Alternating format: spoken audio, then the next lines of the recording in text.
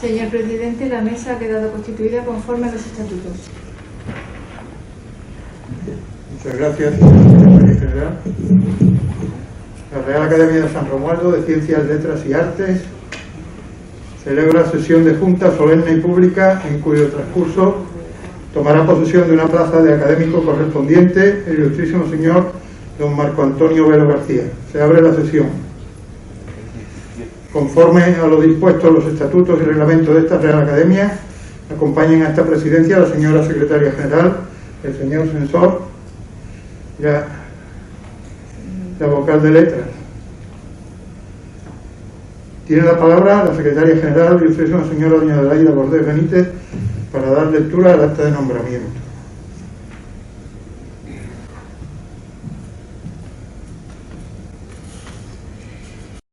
En la sesión de Junta General Extraordinaria celebrada el 6 de mayo de 2019, recogida en el acta número 342, se aprobó el ingreso como académico en la clase de correspondiente de don Marco Antonio Velo García, periodista, gestor cultural y académico de la Real de San Dionisio de Ciencias, Artes y Letras de Jerez de la Frontera, una vez cumplidos los requisitos y publicitada la plaza en el Boletín Oficial de la provincia, según establecen los estatutos y el reglamento de esta corporación y la normativa al respecto de la Junta de Andalucía.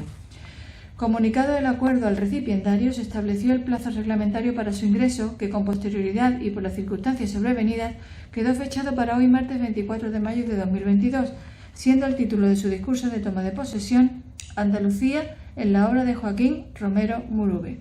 Será presentado por el excelentísimo señor don José Carlos Fernández Moreno, académico de esta, cuyo ingreso tuvo lugar el 15 de noviembre de 1994, de lo cual como secretario doy fe con el visto bueno del señor presidente. Muchas gracias, señora secretaria general. Señor Velo, puede subir al estrado y ocupar su asiento. Tiene la palabra el excelentísimo señor Fernández Moreno para presentar al recipiente.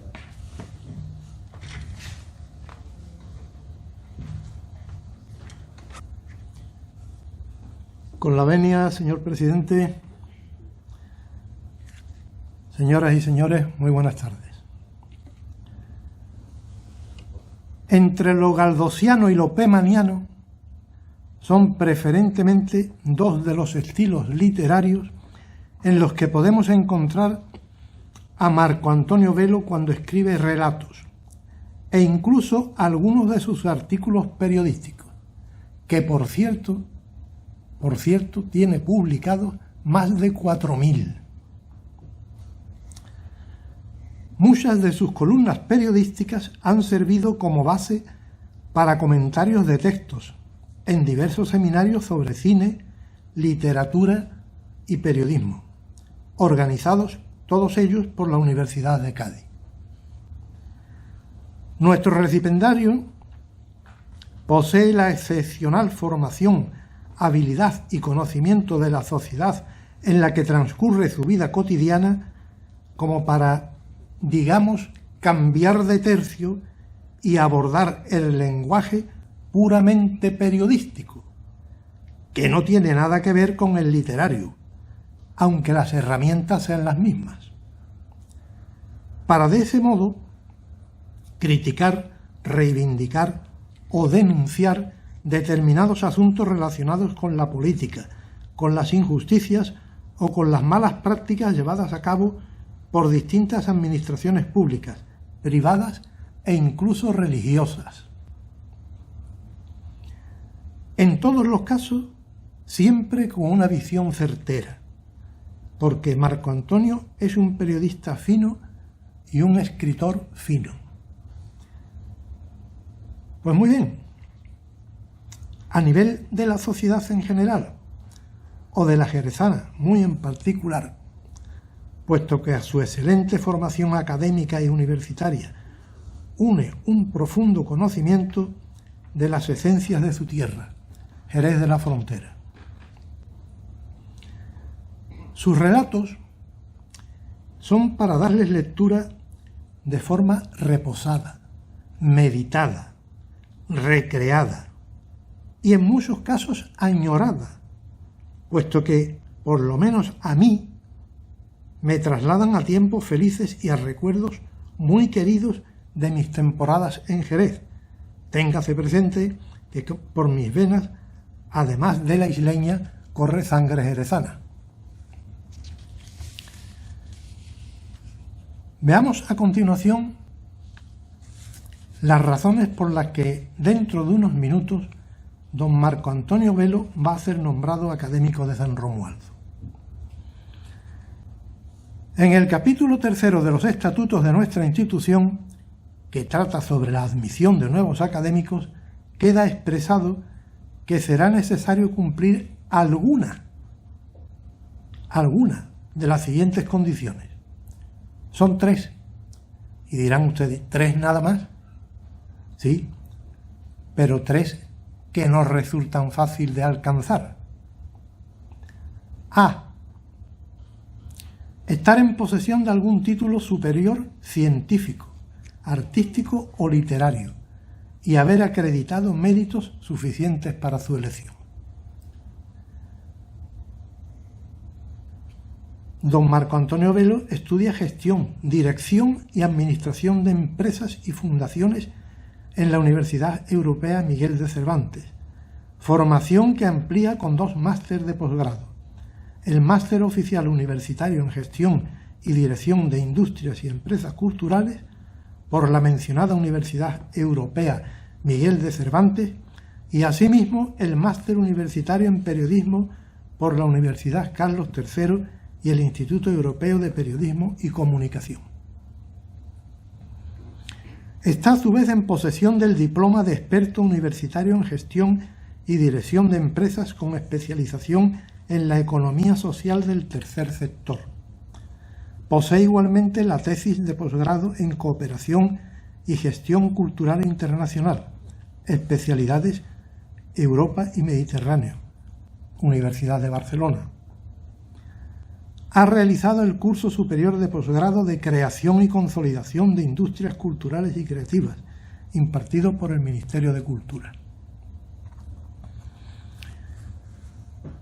La segunda condición que dicen los estatutos y reglamentos, es decir, la B,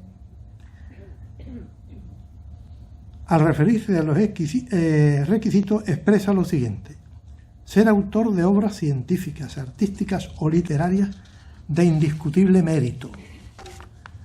En este aspecto, hagamos contar que nuestro compañero es un formidable hombre de letras, autor de varios libros, cronista y comentarista del Congreso Narrativa Española del Realismo a la Renovación, cronista del Congreso Literatura y Memoria, un recuento de la literatura memorialística española en el último medio siglo, Congreso Literatura y Sociedad, un debate en los inicios del siglo XXI, Congreso Narrativas Hispánicas, Congreso Literatura y Periodismo, organizado conjuntamente por el Centro de Profesorado de Jerez, el Ayuntamiento y la Fundación Caballero Bonal.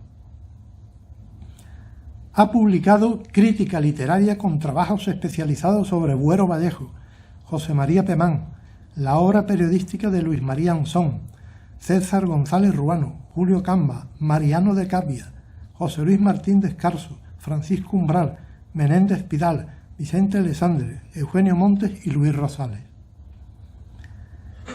En el ejercicio de la profesión periodística, digamos que ha desempeñado puestos de responsabilidad en las cabeceras del Grupo Publicaciones del Sur. Ha sido director de comunicación del Grupo Romero Caballero, empresa en la que llegaría a ser nombrado adjunto a la dirección general, formando parte del Comité de Alta Dirección. Su voz y su firma han prestigiado a emisoras de COPE y a periódicos como La Voz de Jerez, La Voz de Cádiz y ABC. Fue director de la revista Síntesis, patrocinada por la Diputación Provincial de Cádiz y premiada por la originalidad de su maquetación y diseño. Desde 2016 es columnista fijo de Diario de Jerez, del Grupo Yolí, donde además es responsable de una sección fija de entrevistas. Actualmente dirige su propia agencia de comunicación y gestión cultural, MAV Comunicación, dedicada a la comunicación institucional y empresarial corporativa, así como la gestión de programaciones culturales de cooperación e interrelación también institucional. Y por último, el tercer requisito se expresa así: haber demostrado en sus actuaciones especial interés por los objetivos de la Academia, haciéndose acreedor a esta distinción. Bueno, aquí va más que sobrado.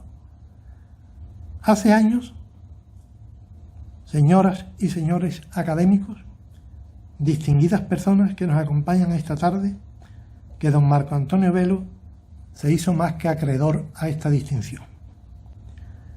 Reparen ustedes en la fecha en la que fue adoptado el acuerdo y que la señora secretaria general ha hecho pública: el 6 de mayo de 2019, es decir, hace 3 años. Las circunstancias sanitarias y la acumulación de actos aplazados han ido retrasando esta toma de posesión, pero con mucha anterioridad nuestro nuevo académico ya había refrendado, consolidado, justificado y demostrado sus aptitudes y sus actitudes, como para recibir el espaldarazo académico de San Romualdo. Formó parte de jurados, llevó a cabo eficaces gestiones para que la Academia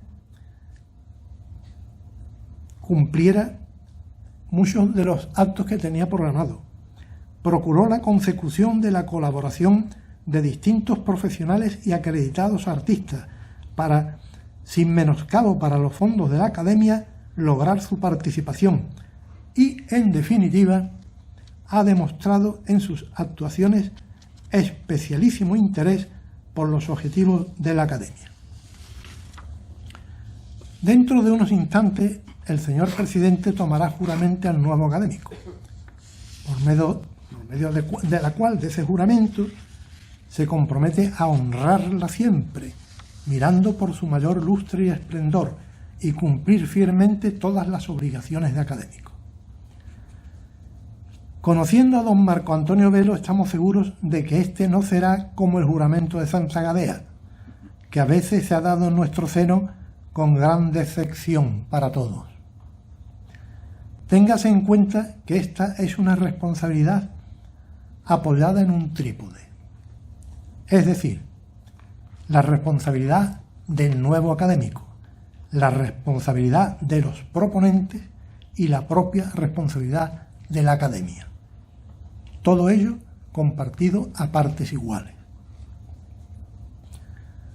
No podemos decir que don Marco Antonio Velo viene a trabajar por la Academia, porque no sería la frase adecuada. Lo correcto es afirmar que viene a continuar trabajando por la Academia, puesto que ya lo lleva haciendo desde años atrás. Acto seguido, el nuevo académico ofrecerá su discurso de ingreso, y lo hará de una forma no habitual, de modo que el método a emplear será el de una proyección cinematográfica producida, escrita y dirigida por él mismo. No en vano es miembro de la Asociación de Escritores y Guionistas Cinematográficos de Andalucía, miembro del Círculo de Escritores Cinematográficos de España, jefe de comunicación de 12 productora musical, moderador de la mesa redonda Cine y Periodismo en el Congreso Literatura y Cine en la Fundación Caballero Bonal, crítico de cine de la revista Frontera del Sur y jurado del Premio Internacional de Cortometrajes Ciudad de Jerez. En el discurso de contestación a su ingreso como académico de número en la Real Academia de San Dionisio de Ciencias y Artes y Letras de Jerez, don Ángel Hortas Rodríguez Pascual diría sobre él: es un experto en deontología de la denominada economía social, la aplicación de la normativa del tercer sector empresarial y de la dotación de calidad de la responsabilidad social corporativa para empresas. Sin duda es uno de los gestores culturales DIRCONS y periodistas mejor formados de nuestra provincia. Además, destaca su calidad literaria, de prosa personalísima como escritor, guionista y crítico cultural. Palabras y criterios que todos los que lo conocemos bien compartimos y certificamos. Muchas gracias.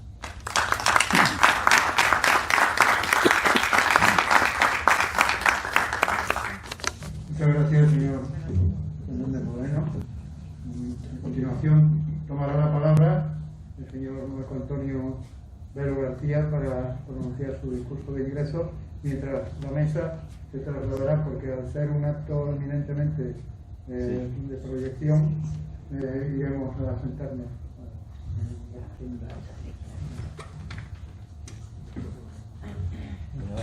Excelentísimo señor presidente de esta Real Academia de San Romualdo de Ciencias, Letras y Artes, excelentísimos e ilustrísimos señores académicos de esta docta corporación, autoridades, señoras y señores, amigos todos.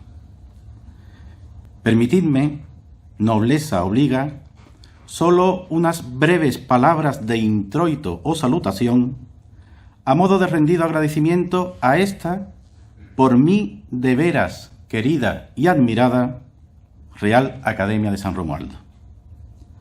Una academia que, como ya comenté en alguna ocasión, cuenta con la inmensa fortuna de saberse presidida por aquella tipología de hombres que Ortega y Gasset denominó en su ensayo La rebelión de las masas como la minoría selecta, es decir, las personas que se autoexigen más que los demás y son nobles y caracterizadas por el esfuerzo y por la excelencia. Muchísimas gracias de corazón por considerarme uno de vosotros. Estoy a vuestra entera disposición desde ya para todo cuanto preciséis. Todo un alto honor teneros como compañeros. Mi discurso de toma de posesión tiene formato de documental televisivo. Se trata de la actualización de un trabajo sobre el que llevo tiempo a Dios rogando y con el mazo dando. Esto es, Andalucía como mujer, en la obra del escritor, periodista y poeta andaluz Joaquín Romero Murube.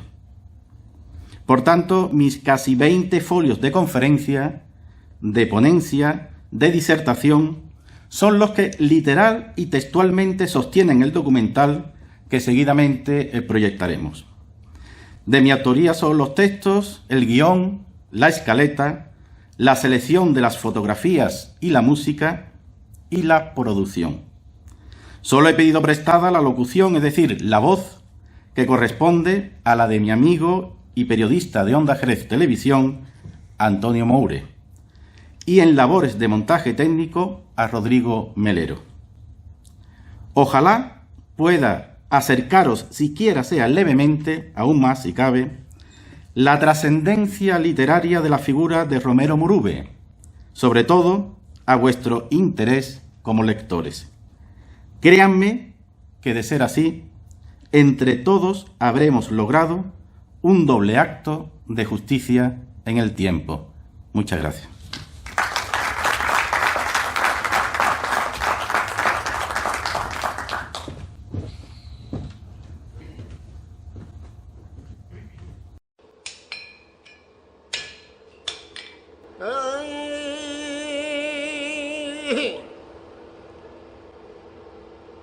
Ay, que tú te quejabas ya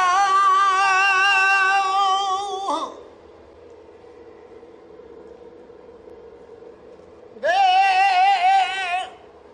lo tuyo. Yo me quejaba de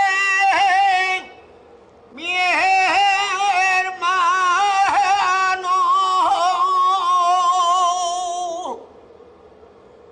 que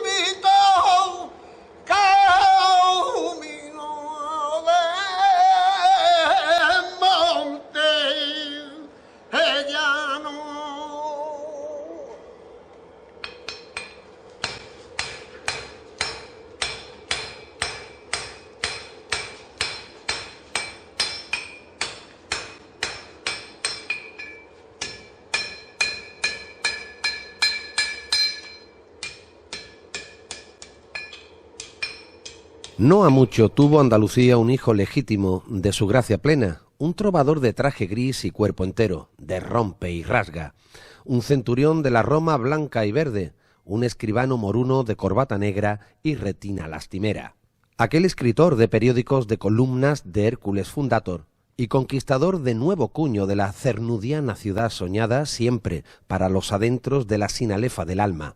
Sí, no ha mucho, pleno siglo XX, tuvo Andalucía una luz de candil en blanco y negro que destellaba fulgores de poesía pura, un vínculo fonético entre el verbo y la totalidad. Un hombre con ímpetu de niño, un niño con osadía de hombre, espíritu decidido capaz de penetrar en el alma de las cosas, de ver más allá de lo puramente visible, braceando la prosa de cada nuevo amanecer, de concatenar el todo por la parte, de versificar la fonética del ser, de blandir incólume los fulgores de la tinta derramada, de entronizar al sesgo el nobilísimo arte de la escritura. Se quiso y se supo constructor de una región idealizada, príncipe del verso de campiña y de pueblo blanco a vista de pájaro. Un escritor que cultivó la prosa, la poesía, el ensayo en general, y como poeta bien es verdad que entra dentro de la faceta neopopularista de la generación del 27, con algunos libros especialmente profundos como Canción del amante andaluz, pero luego yo creo que igual que con Juan Ramón Jiménez, que es una figura a la que Romero Murube apreciaba mucho, que incluso quiso traérselo a España, etcétera. De Juan Ramón se habla como poeta, pero también es un grandísimo prosista. Yo creo que la importancia de Romero Murube es más como prosista que como poeta. Tuvo Andalucía un enamorado hasta el tuétano, hasta la praxis, un pretendiente R a veces no correspondido, un enamorado platónico y plutónico de la metáfora femenina, de la metáfora hembra, que anidaba en todas partes, porque cualquier porción geográfica, Andalucía, la ciudad, la tierra natal, todo sentimiento inconsútil y sin costuras, la atracción, la seducción, la devoción y todo estado interior, la soledad, la muerte, la mudez, siempre adquirió en este andaluz la encarnación y la anatomía metafórica de la mujer. Joaquín Romero Murube todo lo metaforizó, con hondones de sangre latiente, en amada caprichosa, indómita a veces, fiel hasta la extenuación en otras. Joaquín, de lenguaje de latín de plata, rondaba la calle de una pedida, de un romance de labios y albahaca que duró su existencia entera. Andalucía fue mujer en la textura de su ancha obra literaria. La ciudad, cualquier ciudad, fue novia de largo coqueteo. La literatura fue señora de galaneo y prestancia. La soledad fue compañera indisoluble de la grácil morada interior del poeta. La muerte, la muerte, fem fatal, dendrino acecho, lamento y quejido, mas también angostura que propiciaba la implosión hacia la vida eterna, hacia la suprema hora de nuestra perennidad. Podríamos tirar del hilo de la cometa del tópico, podríamos recurrir al hilo de Penélope de lo archisabido por activa y por pasiva, y consignar que Joaquín Romero echó casta de inventor del nuevo periodismo preciosista en las páginas de su ABC de toda la vida de Dios, que habita túnica morada y sierpes en las sienes, allá por los cielos que no perdimos en la collación de San Lorenzo, y que formó parte innominada y oficiosa del censo de poetas de la generación no perdida del 27, y que ostentando el cargo y no la carga de teniente alcalde de Sevilla, responsable de fiestas y festejos, inventó y creó de suyo el pregón de la Semana Santa y las subvenciones municipales a las cofradías, y los juegos florales en aras de nuevos talentos literarios, y su nombramiento como comisario de defensa de Patrimonio Artístico Nacional de Andalucía Occidental, y la defensa acérrima y a la postre infructuosa andando los años de la arquitectura tradicional andaluza frente a los abominables desafueros de la arquitectura moderna y posmoderna que destruía a paso de 7 leguas la anatomía virgen de la Baja Andalucía, con mamotretos de nuevos cuños que cercenaban de raíz el paisanaje idiosincrásico de cada localidad. Estaríamos en disposición de blandear sus muchas décadas de cuidadoso y detallista conservador del Alcázar de Sevilla, aquella atalaya y vigía desde la que pelaba la pava con la luz y el horizonte de sus ensoñaciones. Poseemos datos al alcance de la mano, tan lejos y en la mano, diría el propio Joaquín, porque en la arborescencia civil de su biografía enseguida se intercala la concatenación de la trascendencia, es decir, la secular y hermosa cristalización de un mundo privado, efervescente y casi mesiánico, que se expresa y se evade y se expande desde las páginas de un periódico mítico, ABC de Sevilla. Para ABC de Sevilla, que es más que un periódico, yo diría que en Sevilla es una institución, es un pilar sin el que no podría ya entenderse la Sevilla del siglo XX y lo que llevamos del siglo XXI. La participación de Joaquín Romero Murube como articulista es una especie de simbiosis perfecta, por muchas razones. En primer lugar, porque a Joaquín Romero Murube le sirvió a ABC para salir de su entorno solitario, de su entorno intelectual, aquel entorno del Grupo Mediodía, con Rafael Lafón, Juan Sierra, Alejandro Collante de Terán. Él tenía un entorno, todas sus cartas y sus intercambios con Lorca, con Miguel Hernández, todo ese entorno era completamente desconocido. La ciudad ignoraba que ese hombre que cuidaba las plantas del Alcázar era uno de sus más grandes poetas de todos los tiempos. No lo sabía. Y ABC abrió esa ventana para que toda Sevilla descubriera que por sus calles deambulaba un señor enamorado de Sevilla, que había encontrado el Dios en la ciudad y que, como su propia obra indica, tenía Sevilla en los labios de manera permanente, para que toda esa gente supiera quién era Joaquín Romero Murube. Y al contrario, también pasaron cosas muy importantes en el sentido inverso. Joaquín Romero Murube aportó a ABC de Sevilla todos los secretos que él tenía guardados de esa Sevilla que no era conocida por los propios sevillanos, pero que estaba ahí y que en realidad era la verdadera esencia de Sevilla. Hay artículos absolutamente apabullantes de Joaquín Romero Murube en ABC, pues sobre los estanques del Alcázar, sobre las fuentes de Sevilla, sobre determinados patios, y hay artículos sobre la cultura panderetista que bueno, aquello había obsesionado a Chávez Nogales, a todos los grandes intelectuales sevillanos ha obsesionado siempre esa lucha contra la Sevilla panderetista que parece imponerse, ese folclorismo falso, sin él haber renunciado jamás al folclore verdadero, porque tampoco era un antiflamenco, todo lo contrario, o un todo aquello de la generación del 98, era de la del 27, y el Grupo Mediodía, además, en el que estuvo, estaba muy relacionado con toda esa cultura popular, pero la verdadera cultura popular.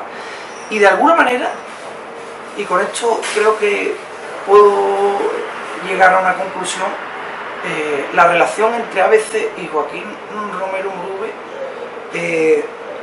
sirve para demostrar que estamos completamente equivocados cuando queremos hacer una distinción demasiado brusca entre lo popular y lo culto. Joaquín Romero Murube fue un poeta que de una excelsitud absoluta, complejo, pero que llegaba a la gente. Por eso podía publicar artículos en un periódico. Se puede llegar a la gente diciendo cosas profundas. Es más, así es como se llega a la gente. Pero, ¿por qué Joaquín Romero derivó en un absorto amante de esta mujer, a veces gallarda y morisca, a veces adolescente y azul, a veces indiferente y racial, que dio en llamar a Andalucía? ¿Por qué moduló en Andalucía la encarnación de la novia imposible? ¿Por qué? Para hallar la respuesta primigenia, debemos retrotraernos a su infancia y a deducciones más bien personalistas. Joaquín vino al mundo en los palacios y Villafranca, corriendo el año del Señor de 1904. Allí, naciendo a la vida, al despertar de los sentires, aun siendo un niño y todavía después muchacho, entabló inocente amistad de juego de chiquillos con una palaciega guapa, la niña más guapa del pueblo, de largas trenzas y blanca sonrisa, apenas 2 años mayor que él. Era su amiga del alma, seres inseparables en las confesiones infantiles e incluso en la lectura mutua de versos y rimas de Bécquer cuando, temblorosos, se escapaban al final de la larga calle del Real, lindante ya con el verde fragor sereno de los campos de la nostalgia. Angelita Fernández Sigler, cuajó pronto en el primer amor sempiterno de Joaquín. Se querían con melodía de clarines, de lo pétreamente irrompible, inseparables, unidos y unitivos, uña y carne, en la fascinación temprana de 2 jóvenes prendados en un amor puro y limpio como el sonajero de la fascinación recíproca.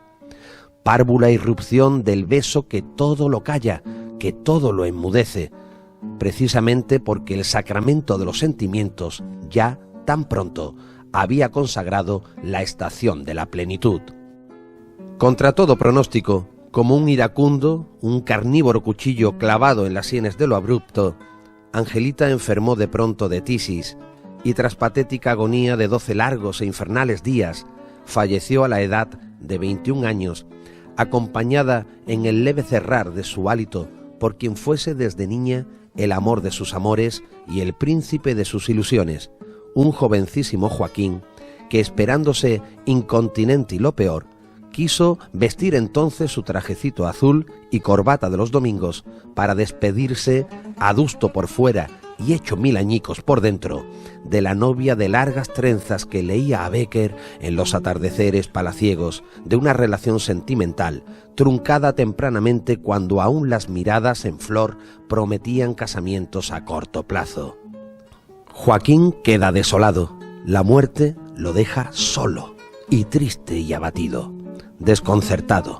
De nuevo, las latentes de su permanente existencia, la soledad, la muerte, los silencios, la poesía, el amor, la mujer.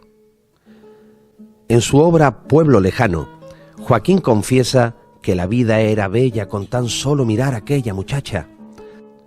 Hay perfecciones que logran tal fuerza de encantamiento por sí mismas que excluyen como inútil toda ayuda o colaboración ajena. Angelita, la niña que vivía en la última casa de la Aurora, por donde ya sale a la marisma infinita, y en invierno, cuando las riadas entran las barcas de Coria, Angelita, la que se desmayaba cuando decía sus versos a la Virgen, ha muerto. Ha muerto ahora que todo el cerro del Prado estará lleno de lirios y campanillas blancas. Era rubia de trigo y maizal de oro. Los domingos, cuando iba con las demás niñas al pozo del almendro, prendía de sus trenzas triunfales un lazo celeste, un lazo de seda celeste, el único de seda que tenía Angelita. Sus amigas le encontraban semejanza y ella se ruborizaba, humilde, al enterarse, con la Virgen blanca y celeste que hay a la derecha del altar de la iglesia. Una de las obras que más exquisitamente están escritas en prosa es la elegía de Pueblo Lejano. Es un ensayo social, una obrita que tiene unas estructuras formales y conceptuales muy parecidas a las de Platero y yo. Pues hubo un tiempo en el que Joaquín imitaba a Juan Ramón Jiménez casi hasta en el fumar, hasta en la forma de fumar. Cuenta Joaquín que él, estando en París en 1950, en una de las plazas, viendo unos niños a jugar, recordó a su madre, que estaba ya difunta, y ahí nació esa obra maravillosa sobre los palacios de Villafranca, que es Pueblo Lejano. Tuvimos la fortuna, en la indagación constante de la obra, de poder hacer un trabajo que se dio a conocer con motivo del centenario del nacimiento de Joaquín en el año 2004, que es la identificación de todos los personajes que él enmascaró con otros nombres distintos en ese juego literario para hablar de su pueblo. La obra inicialmente no fue bien recibida en los palacios, pues la gente entendió mal en el pueblo que aquella forma de escribir de Joaquín, en el que hablaba de que en los palacios se desconocía la comodidad del vivir, que era un sitio de mucha humedad, de la humildad de sus vecinos, en lugar de ser captado y atendido por el vecindario como una disección poética, exquisita, realmente meritoria, se malentendió y al principio costó mucho trabajo que esta obra terminara siendo como hoy es, una Biblia, un evangelio para el pueblo. Pues en torno a ella se ha hecho hasta un itinerario cultural con 21 cerámicas y que hoy en día representa uno de los recorridos turísticos y culturales del pueblo. Angelita, aciago y funesto caso, había muerto.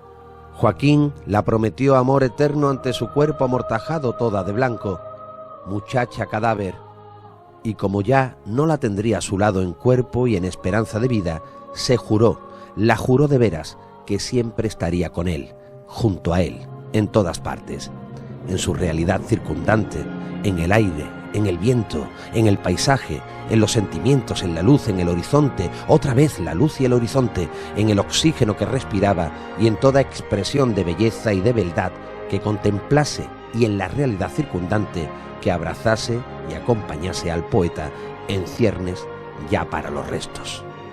La mujer Andalucía que amaba a Joaquín era la traslación de Angelita al hábitat, a la configuración espacial, a la geografía sentimental en la que permanentemente se movía el gran poeta de los palacios. Ya para siempre cantaría y recitaría a Romero Murube aquellos versos suyos de «Toda la tarde era un ataúd blanco y celeste», porque celeste era el único lazo de seda de Angelita que llevaba para enterrar a mi tristeza niña.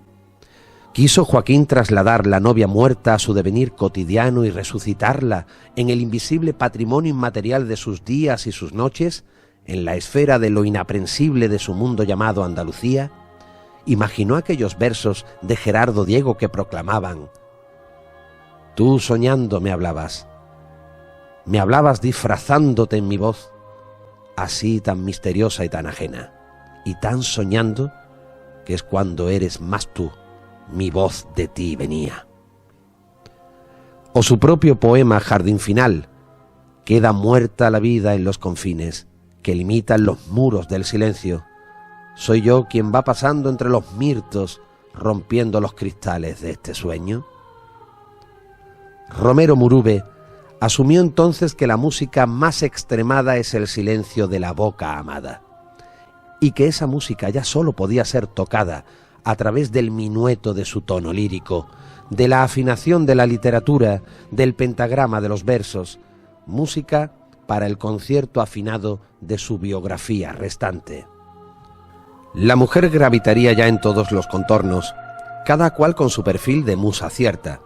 Andalucía ya renacía como amor imposible, porque poseía encarnadura de vida y de muerte, de vida y de muerte. Leemos en la obra de culto, Divagando por la ciudad de la gracia, de José María Izquierdo: Andalucía, en su imprevisora belleza, llora, la gloria que fue o la ilusión perdida.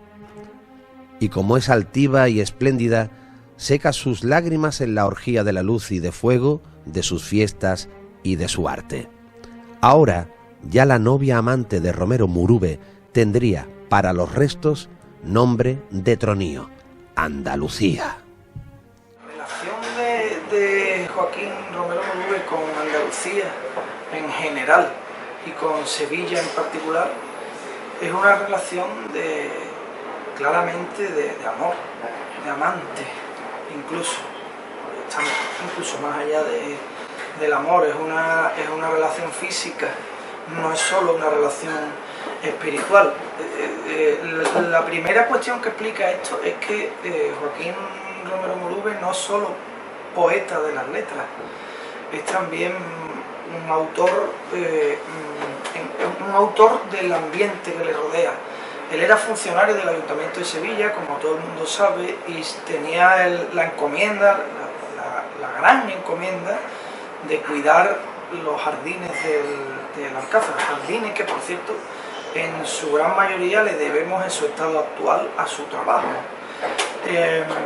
Y de alguna manera él construía versos en esos jardines, porque para él las flores, las plantas, los árboles eran también formas de amar, eran también sus amantes, sus queridas.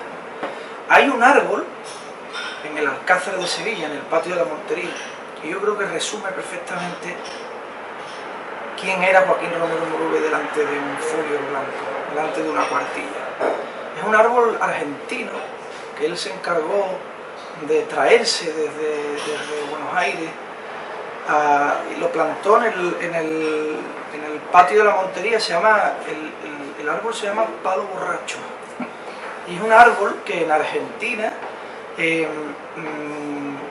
florece en primavera. Ya sabemos que la primavera argentina, al estar en el hemisferio sur,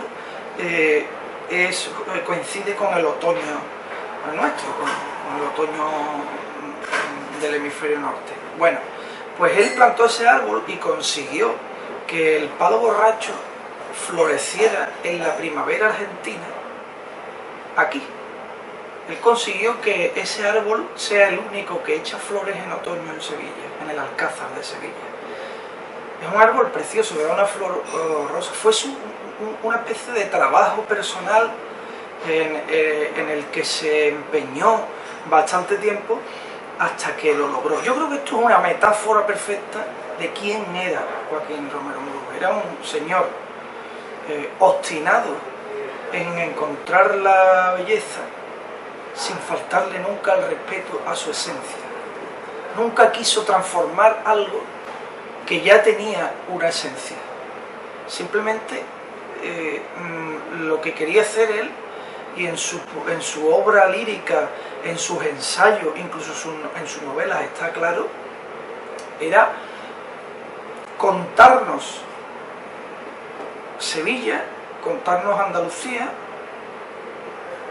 con amor, con absoluto amor, como un sacerdocio, porque él ya había perdido a su amor en la vida y ya no tenía otro amor más que su tierra, y se lo trabajó como una especie de sacerdocio en el que la clave estaba en recoger de todas partes, convertirlo en su amante sevillana sin transformar.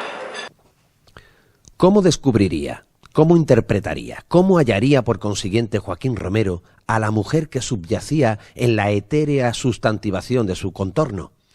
¿Cómo fue capaz de apresar, de reconocer, de rescatar, de visualizar a las distintas mujeres que transmutaban en ciudad, en sentimiento, en tendencia o en percepción fugitiva? Nuestro poeta sevillano cultivó un método deductivo que extrajo de las tesis literarias, metodología inédita al cabo, expuesta sin ambajes por su maestro ya mentado, José María Izquierdo. Aludimos al método de la divagación.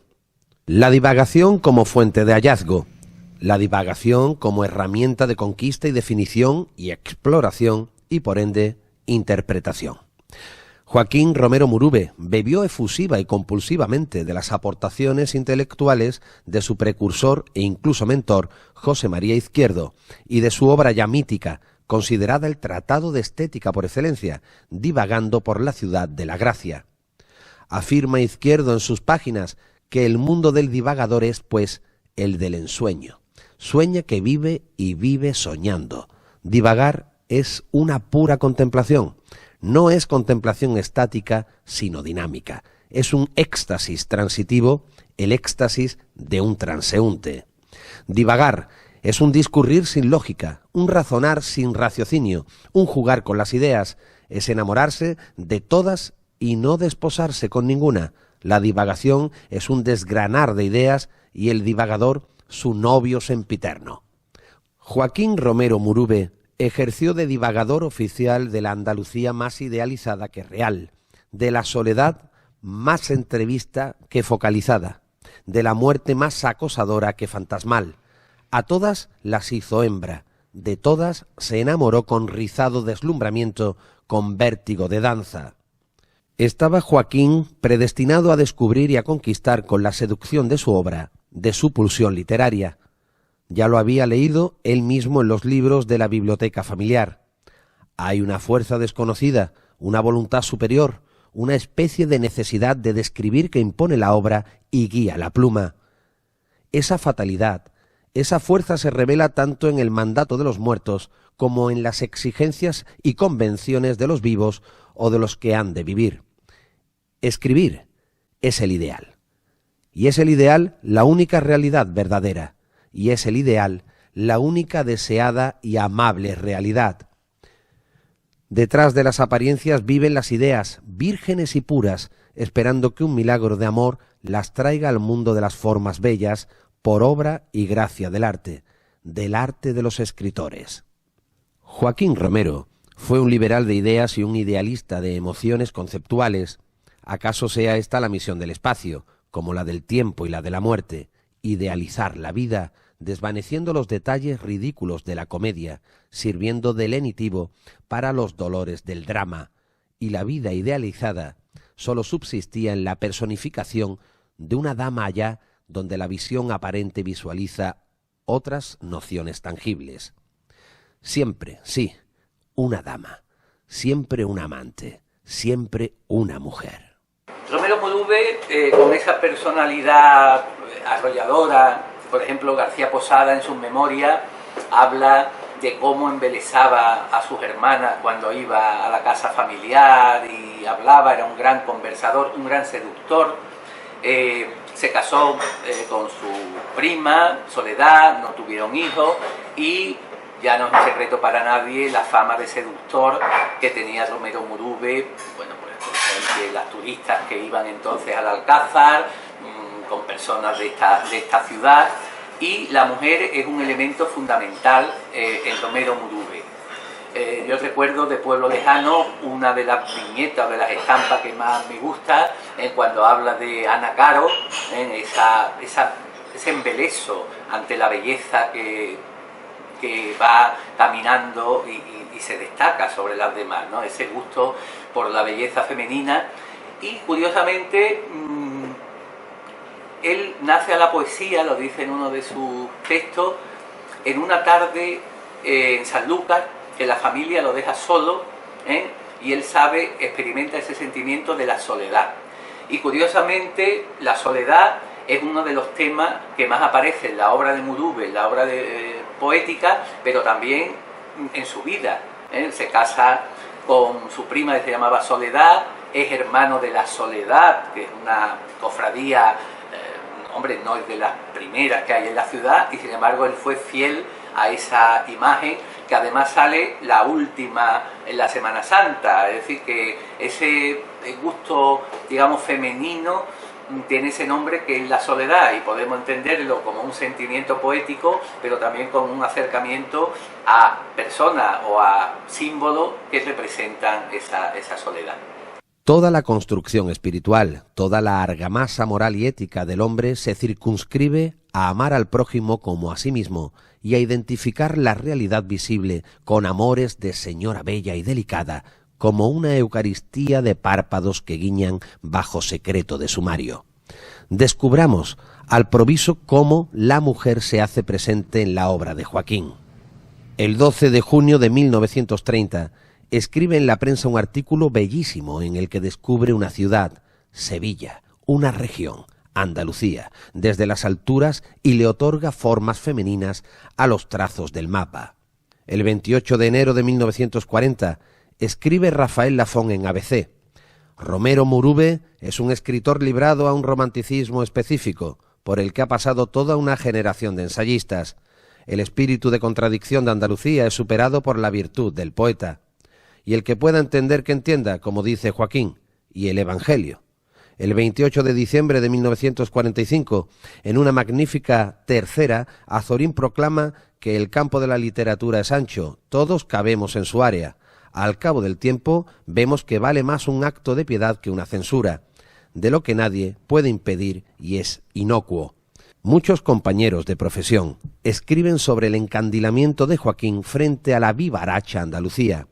Prosa sin prisa de Llosent, Collantes, Porlán, Lafón, Sierra, Villalón, del Valle, es decir, el fascinante tan cuajado de vanguardias europeas, Grupo de Mediodía. Murube además perteneció a la generación de Mediodía, en la revista que supuso en los años 20, en el año 26, que es cuando se funda, una mirada nueva sobre la ciudad. Murube, hay gente que lo tilda equivocadamente de localista. Evidentemente él siempre dijo que él era un prisionero gustoso de la ciudad, pero no hay que olvidar que la revista fue una revista abierta a Europa. Nada más que hay que ver la lista de revistas que recibían, de Francia, de Italia, es decir, que era una generación de autores muy sevillanos, pero nada del ombliguismo de decir Sevilla es lo mejor, sino que se abrían a otras corrientes del arte. La metafórica identificación con la mujer, expuesta años antes, seguía vigente, aunque no exenta de amor a perderla. Sevilla tiene algo de encanto femenino, nos gusta y no sabemos por qué, y de ahí su irresistible atracción. Es íntima, difícil, tierna, misteriosa, desconcertante. Como a una mujer, la llevamos en el fondo de nuestros ojos y al mismo tiempo entre las manos para acariciarla. Que no seamos tan torpes amantes que el cuerpo maravilloso de esta diosa nos huya y desaparezca. En su libro Prosarios, Romero Murube piropea a la calle y a la plaza, plata blanca, rosa del alba, tonada lejana durante el día, en la noche plata azulada y gris, negrura de lo blanco. Por Triana, por San Clemente, en el río o en la torre, ¿en qué lugar fue donde dimos temblando un beso al alma de Sevilla? La Alameda tiene color, lujuria y un vasto sensualismo grosero que derrumba todos los sentimientos y pone en tensión dolorosa las cuerdas de la tristeza de la carne. Hieren las miradas y los ojos anhelosos buscan siempre la desnudez del pecado eterno. Durante el día, pecadora, duerme, despierta la tarde y vive cuando la noche la desnuda bajo su manto negro. Dame palabra en el silencio de la fiesta de tus labios, dame conformación en la renuncia. Es en su obra Sombra apasionada cuando hace mujer a la ciudad. Siempre se me resistía el secreto de alguna de sus mil esquinas. Yo había buscado por su cuerpo blanco la última palabra gozosa que la definiera, simple y completa, a mi deseo. Yo quería encontrar a mi ciudad el momento de su angustia, el instante final de su reserva, sorprenderle su defensa última para que se entregara toda, su secreto, como una mujer, total y absoluta, a su deseo. Y hace muchacha primorosa a la Giralda. La Giralda tiene un traje rosa, la Giralda tiene un traje morado, la Giralda tiene un traje azul, el de plata y piedras celestes para las noches de fiesta. La Giralda tiene un traje blanco, transparente, que la desnuda como a una mujer segura de su gracia y con el que recibe a su amiga la aurora. ¿A dónde irá la Giralda esa noche negra en que desaparece de Sevilla? Y es que, como una mujer, el viento se abraza a ella. O bien, muy al estilo imaginativo de Ramón Gómez de la Serna, asimismo escribe el piropo transformador de los siguientes aforismos. Las flores de granado manchan de sangre el aire virginal de las huertas rumorosas. Las albahacas tienen desnudeces de gitanas celosas. La tarde es la cadera del aire y el sexo la noche. Dan ganas de besar al aire en el labio de las rosas. Los trenes arrastran por todos los campos el cadáver del romanticismo. El viento, aquel, estaba lleno de demonios que desnudaban a las mujeres. El espejo es el mayor enemigo de la soledad. El sitio que ocupó Joaquín como conservador del Alcázar es un lugar de privilegio, para estar en contacto tanto con las autoridades españolas de primer nivel, desde el mismísimo general Franco hasta el alcalde de muchas de las ciudades de España, como también de otras autoridades diplomáticas, de cuerpos diplomáticos de diferentes países. En este contacto sobresale un amor que mantuvo de manera oculta con Ana de Granville, que era una de las trabajadoras de la ONU, con quien incluso, según un diario secreto amoroso escrito por la propia Ana de Granville, del que conocemos algunos párrafos, pues también al margen de ese idilio amoroso mantuvieron un trasvase literario, es decir, ella hablaba español y quería imitar a Joaquín, y cuenta muchas veces cuando Joaquín, muy esporádicamente, Joaquín tampoco le prestó mucha atención, la llevó a los palacios, a su finca de la Noria, para que allí pudiera ver las espigas de trigo y las labores del campo. Ella hizo un acercamiento amoroso a Joaquín y también un acercamiento a la forma de escribir, de pensar, de sentir de Joaquín. Ese diario amoroso, que está inédito, revela bastantes ingredientes y noticias de cuál es una de las formas también de proceder de Joaquín en el terreno sentimental. Por tanto, es una pieza desconocida que servirá, que contribuirá en un futuro, si se encuentra y se publica, contribuirá decisivamente a entender la codificación de una de las áreas más desconocidas de Joaquín.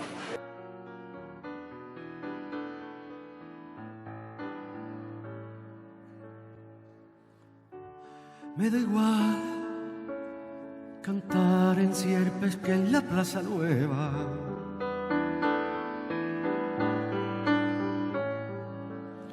Pasear por esas callecitas tan estrechas. Quiero ser un vagabundo más. En 7 romances declama su fascinante romance del enamorado. ¿Por qué vendría yo a esta tierra? ¿Por qué vendría yo a Sevilla? En la plaza hay una fuente y un balcón junto a la esquina. Yo quiero besar tu sombra, yo quiero apurar tu vida, quiero que tiemblen tus ojos siempre sobre tus mejillas. Filo de la medianoche, mi secreto te daría. Si tú quisieses, Sevilla, contigo me casaría. Su poemario, Canción del amante andaluz, nos exalta un preciosismo pasional sin parangón ni precedente. Así, verbigracia su canto hecho canción del aire.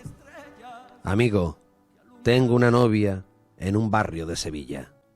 No es señora ni gitana, no usa peinas ni sortijas, no va a la orilla del río, ni va a los toros ni a misa. Solo el eco de sus coplas resuena por las esquinas, por las paredes de cal, resbala su sombra fina, dejando por donde pasa un olor de hierba luisa. Sus besos de labios grandes todo el cuerpo me acarician, y cuando me abrazan tiemblan flores, veletas y esquilas. Nadie la ve ni le habla, nadie sabe que ella es mía. No vive en ninguna calle, ni en ninguna casa habita. Amigo, qué novia tengo en el aire de Sevilla. Y jugar a ser paloma que cruza Triana. Ser jardín entre naranjos blancos de azares. En Canción del amante andaluz también dedica fragmentos a Granada y Córdoba. Hasta hace mujer a la albahaca en el poema Siesta de la albahaca y el adolescente. Estoy desnuda y penando, sola entre 4 paredes. En la siesta del verano duermen hombres y mujeres. De amores, niño, me muero, de amores que no de olor. Estoy desnuda y temblando, porque me huelas, amor. Joaquín sigue el curso de la vida, inmerso en la cadencia de la sangre de Sevilla, entre la gente, entre sus silencios, entre los amigos. Bueno, una vez en la amargura, un domingo de Ramos, claro, antes por la mañana, que hay la función, después de la función, pues se va allí a la casa de la hermandad y bueno, yo de pronto me sentía muy alegre, lo abracé, me dijo, Joaquín, tú eres un arquero, uno de los arqueros de Sevilla, no sé qué, tal y cual, el otro, y él así, con sus floritas sardónicas y total, que tuvieron que llevarme a la casa de mi novia entonces, que vivía en Pedro Niño, y acostarme, porque además vomité y todo de la. Entonces él me dijo que tiempo después que aquello había sido, digamos, como mi bautizo en la sevillanía, ¿no? Como cuando a un cazador lo meten abren el bicho y lo meten dentro del bicho muerto y algo de eso, el primer bicho que ha matado. Y en fin, esa mezcla de la sensualidad y de lo espiritual y esas cosas que era muy propio de la Semana Santa, y que yo entré en la Semana. Total, que fueron unos años, luego yo me fui a Inglaterra, él me ayudó muchísimo a eso, buscándome recomendaciones y de todo. Su obra Memoriales y Divagaciones piropea a los rincones de Córdoba, a los caminos de Sol, a los montes de Granada, a los duendes de Cádiz. Y de nuevo, la muerte como mujer revestida de negro y como itinerario a la inmortalidad. El escritor advierte que este deseo de lo andaluz hacia lo infinito es una fuente de perenne tristeza. Y cuando hablamos del ente andaluz no centramos fecha ni contorno. Nos gusta perdernos en el piélago de una profundidad de origen que es noble y que es, por la más cara enseñanza, la de la experiencia, sabiduría infusa de la sangre. Esa fuga hacia el infinito, decíamos, es fuente de tristeza porque entre la vida y Dios hay una puerta estrecha de difícil y misteriosa angostura, la muerte. La muerte, que es la alegría del místico castellano, constituye la tremenda obsesión del andaluz, que está excesivamente apegado a sus edénicos elíseos contornos y no puede exclamar con celeste arrebato que muero porque no muero. Y es que nosotros no definimos, nosotros divagamos. Lejos y en la mano ha de considerarse un libro de prosa que destila la pulcritud del léxico. La serie de artículos Caminos de Andalucía suman glosas de las fachadas de Jerez de la Frontera, Conil, San Fernando, Vejer de la Frontera, fachada femenina de Beso Robado. En sus páginas es la mujer la que alcanza la talla de la fecunda plenitud, con la inconsciencia y pusilanimidad de una colegiala. Incluso cuando habla de calles, lo hace de la calle como mujer y de la calle como muerte. Dice en su artículo La gracia del alabeo: hay calles que se alabean en su trazado con una gracia femenina. Son calles algo coquetas que parecen que van a surgir otra dirección de aquella con que comienzan. Pero no, rectifican pronto y todo queda en un agradable esguince, en una iniciación de curva, en un suave contoneo de aceras caprichosas. Suelen ser calles enemigas de la prisa, y la mujer andaluza adquiere en ellas un prestigio acentuado racial, se hace más mujer de aquí con limitaciones seductoras y excelsitudes únicas. En Los cielos que perdimos, su libro de autor, defecunda la soledad como germen del poeta apartado de lo estrictamente cotidiano, y agavilla artículos protagonizados por mujeres: La chica del cogolludo, Carta a doña Juana de Miranda, y A la muerte, Esquerzo en el aire de Tosantos y Los difuntos. Elegía de la angustiosa soledad, responso difícil por un poeta sevillano, madrigal a una muerta, primavera en abstracto, primavera como mujer. Muerte con sobrenombre de mujer y mujer como sentido de la existencia, y en la cúspide de lo trascendente, el Altísimo, Dios en la ciudad. Y si Romero Murube condensó la sagrada presencia de Dios y la devoción a la mujer madre entre las madres en una sola dirección, no pudo por menos que elegir el título más noble y más sagrado de cuantos alcanza al hombre, el título de cofrade.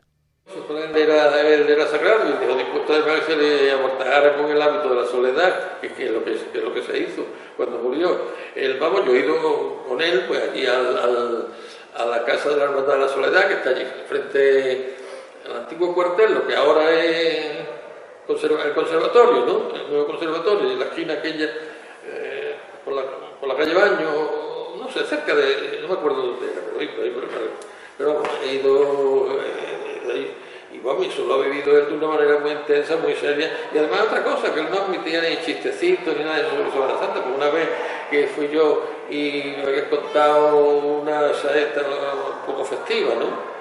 Y alusiva a las manos de Arás o algo de eso, y entonces me contó un de agua fría, y dice, no, a mí esas gracias no me hacen ninguna, pero las cosas santas no quiero, no me gusta ese tipo de ingeniosidades. Si tú no has visto en Sevilla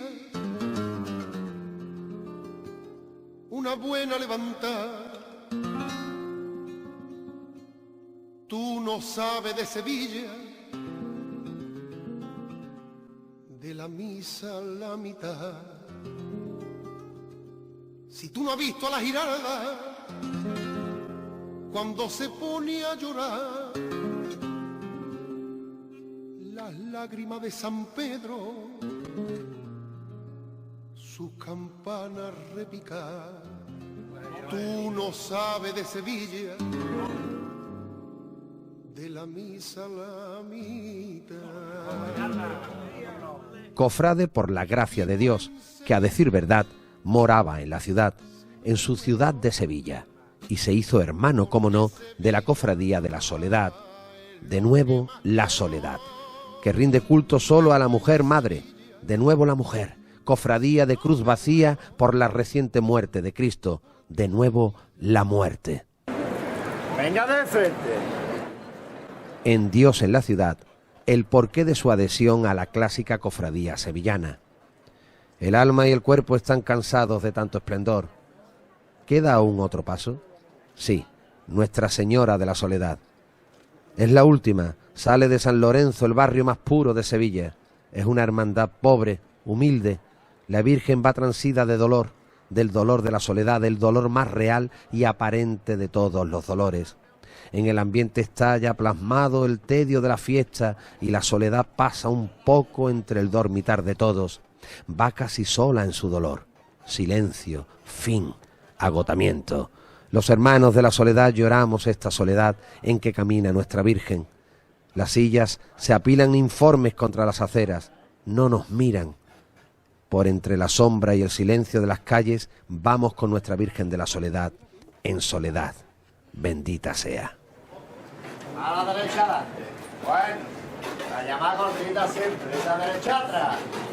El 7 de noviembre de 1965, en ABC, escribe el artículo Don Quijote y las mujeres, años de desencanto y años de enfermedades, el primer infarto en 1963, las repetidas taquicardias, el patético diagnóstico de un cáncer de colon, un atisbo para la ilusión, el proyecto Sevilla, biografía de una ciudad, un libro colectivo que él y otros, Dámaso Alonso, Manuel Halcón, López de Estrada, Muñoz Rojas, Santiago Montoro, redactarían bajo su dirección, pero que no llegó a fluctuar porque la guadaña se aproximaba en sordina.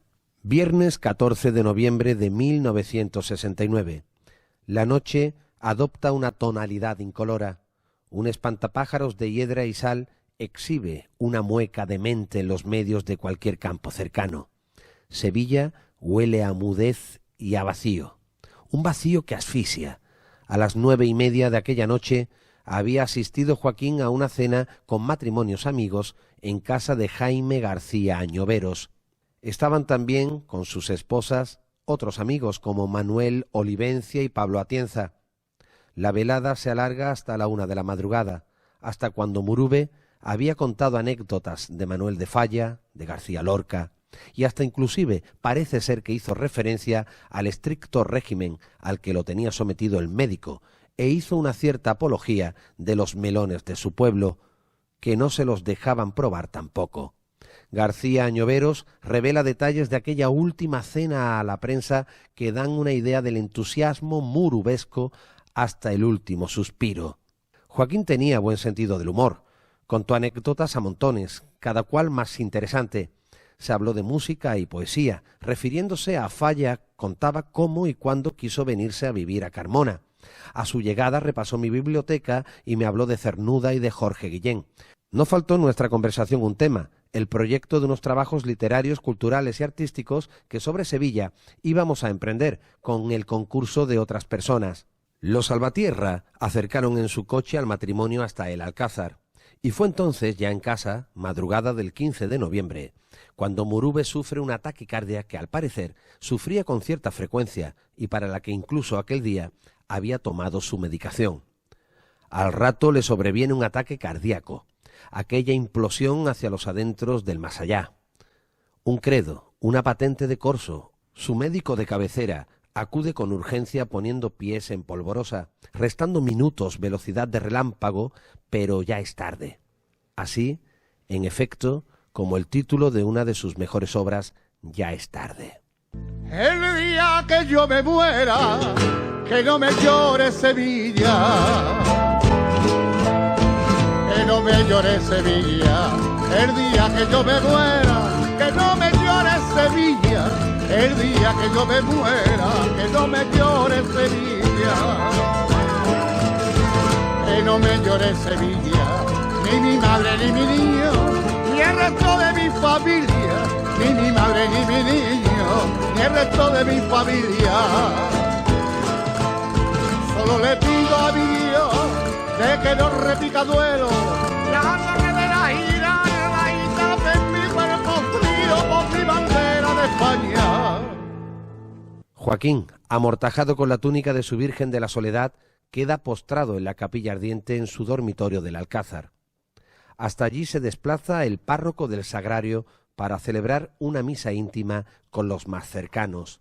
Enseguida, un flash de expresión popular, se agolpan las visitas de amigos y conocidos, los telegramas madrileños del jefe de Estado y generalísimo, Casa Civil, diversos ministros, amistades.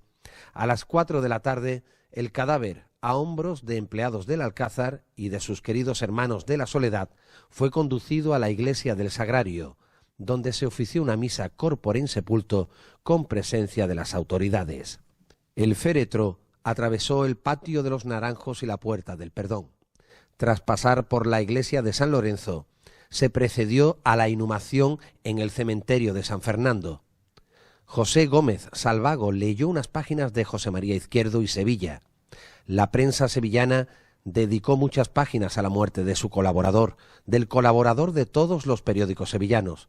En su tumba, una frase extraída de su sepultura de una dama dieciochesca de Carmona, que había glosado en un artículo, pero aplicaba en su caso a Sevilla. No pudo quererla más, ni pudo sentirla más. Bajo la sombra de esos nazarenos de la otra vida, como llamó Joaquín Romero a los cipreses, esas palabras siguen proclamando su amor por Andalucía, por Sevilla, por la vida hecha mujer.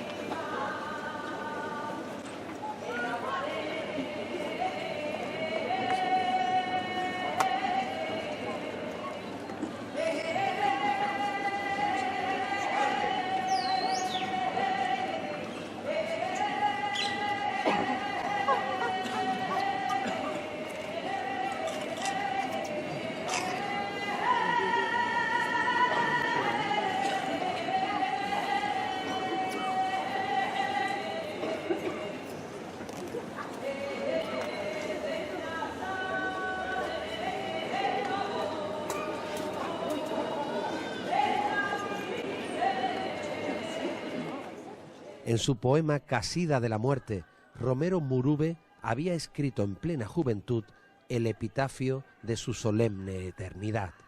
Sevilla, cuando yo muera, no quiero ser tierra tuya, aire fino de tus barrios, soledad de tus clausuras, vuelo y canto de campanas que suben a Dios su música, luz de la tarde dormida, jazmín de novia, ternura de madre joven, contenta, caridad dulce y oculta que besa llagas y heridas y no pregona sus luchas, casta de tu señorío, claridades sin penumbras, aroma, canto, saeta, júbilo, oración profunda, sabiduría sin norma, sencillez que nada oculta. Sevilla, cuando yo muera, quiero ser tu gracia pura.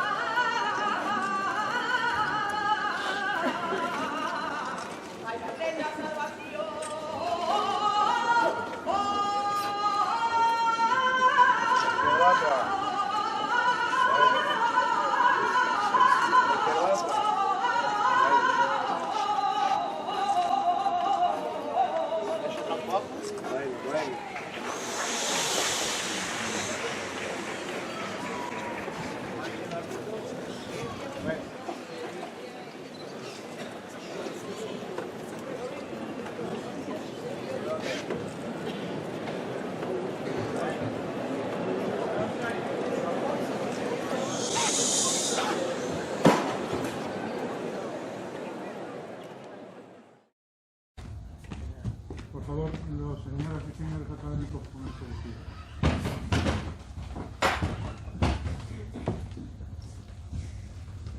Conforme al título segundo, artículos 7 y 11 de los estatutos y al título segundo, artículos 5, 7 y 11 del reglamento, voy a dar posesión de una plaza de académico correspondiente al ilustrísimo señor don Marco Antonio Velo García. Pregunto, ¿prometéis observar los estatutos, el reglamento y acuerdos de esta academia, honrarla siempre mirando por su mayor luz y esplendor y cumplir fielmente todas las obligaciones de académico? Prometo.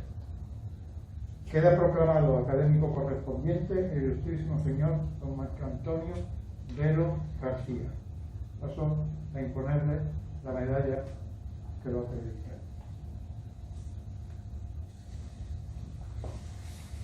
Y a entregarle el correspondiente diploma. Enhorabuena por el magnífico discurso en forma de reportaje cinematográfico con que nos ha deleitado profundizando en la figura de Romero Murube. A mí me ha gustado muchísimo, una preciosidad. Muchas gracias. Confiamos en su participación como hasta ahora en los trabajos de nuestra academia, cosa que ya le agradecemos de antemano. Enhorabuena y muchísimas gracias. Sea usted bienvenido a este reporte.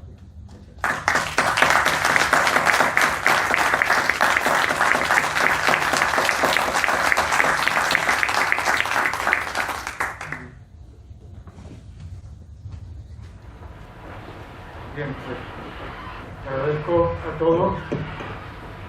a todos la presencia en este emotivo acto y de nuevo pues, enhorabuena al nuevo académico al que esperamos con los brazos abiertos su participación. Muchísimas gracias a todos. Les anuncio que el próximo acto de la academia será el martes día 7 de junio. Será una conferencia sobre amuletos y talismanes en la antigüedad, a cargo de doña Ana María Linares Nieto, antropóloga. Muchísimas gracias por su presencia. Se levanta la sesión.